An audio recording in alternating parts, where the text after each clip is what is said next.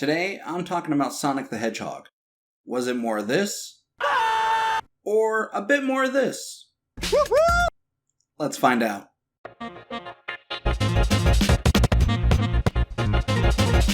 Welcome back to Featured Films, everybody. My name's Joe. I hope you all liked the special little Sonic-themed intro I did there.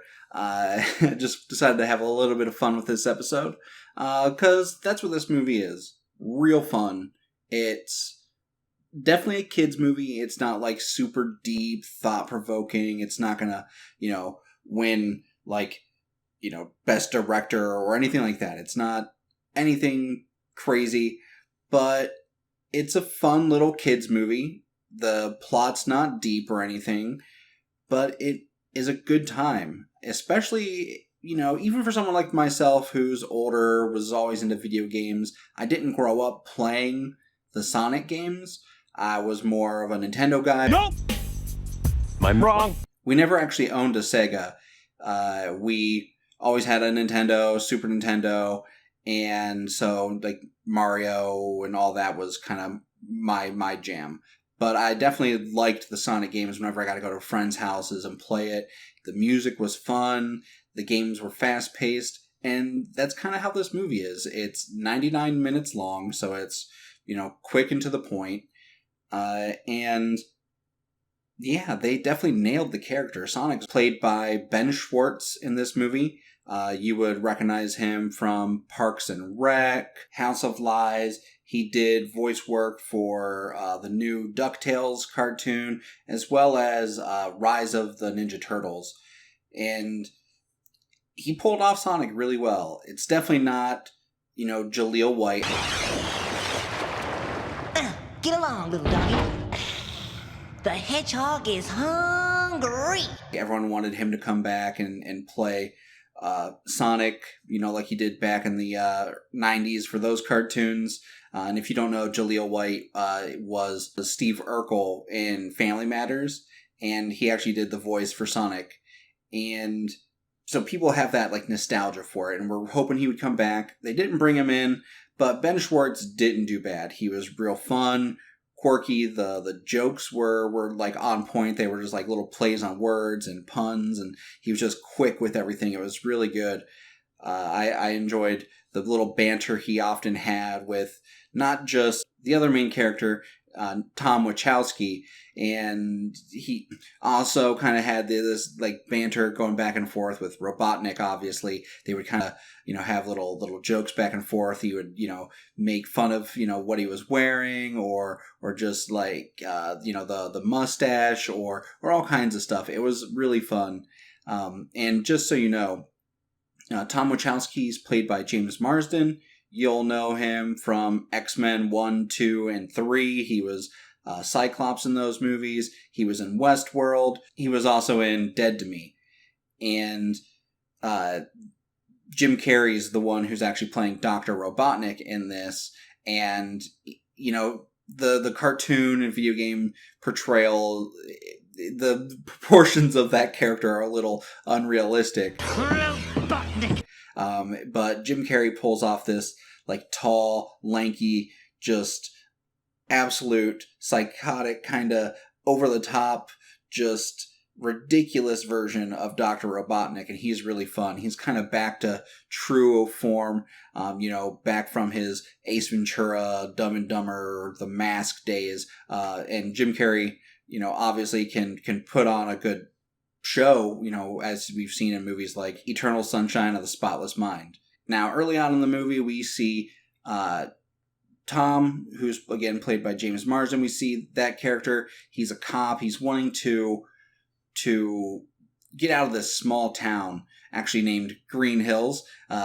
Just kind of a little Easter egg for, Sonic fans there, with it being named after Green Hill Zone, which is a level in the Sonic games.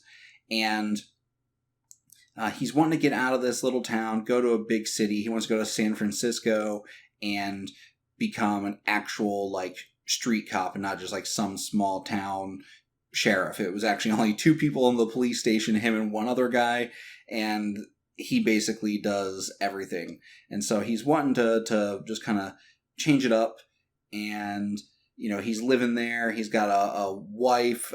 Her name is Maddie, and she's played by Tika Sumpter, who you may know from Ride Along 1 and 2, Get On Up, and she actually did some voice work for the animated show Final Space. But he's wanting to, just kind of spread his wings, change things up, be a better cop, and that's kind of where we meet him. And then he kind of runs into Sonic, and just all kinds of craziness obviously ensues with Sonic, who is then being chased by Dr. Robotnik. This movie was a lot of fun, but there were definitely things about it that I think could have been improved. The music was so-so. They had, big hit pop songs and stuff, like things that have always been all over the place, and that was kind of nice. But Sonic has always been huge on music, and has a great list of songs that they could have pulled from and just kind of spiced it up. And they only had one or two, maybe three little times they dropped in Sonic music, but it was always the theme song, and they would have it kind of mixed in a new way, or instead of it playing from the video game, they were playing it on a piano, that type of deal. So the music could have been improved, but CGI and everything, graphics wise, they improved so much. It definitely had that early controversy where the beginning model, as you saw in my intro, was awful looking. And so they pushed it back. It got delayed almost a year. It was a big deal. They spent a lot of money. They brought in a lot of people from the Sonic video games to come in and change things up. And it definitely paid off. This movie's done really well. The opening weekend, it made more money than the movie Cats did in its entire run. And, it isn't saying much because Cats was awful, but this movie definitely wasn't bad. This movie is just what it is. It's fun and lighthearted and definitely a kid's movie. But if you're a Sonic, diehard, and you love the movies and you've been waiting for a Sonic movie or something like this for a long time, this movie does do it justice. Obviously, it could have been improved. There's, little tidbits. The Sonic, video games and comics and all that are real deep and have a huge, list of characters and mythology and worlds that they could have pulled from. And this definitely didn't really touch much on that.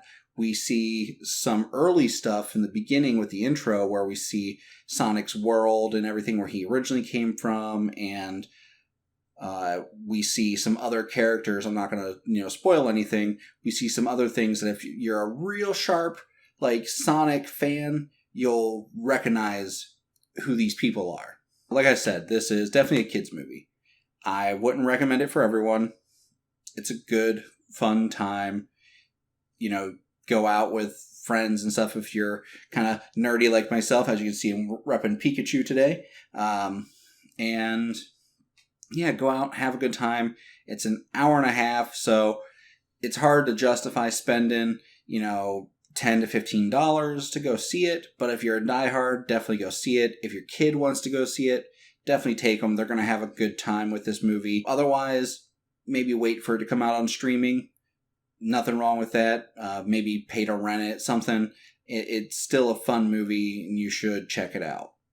I would just like to say thank you, everyone who's been tuning in, liking, sharing, commenting, any kind of support. It all helps so much. As you can see, I finally kind of, over here, updated things and got a little poster and stuff here in the background. I'm going to be putting up more stuff to kind of spice things up for you. And once again, you all have a great day.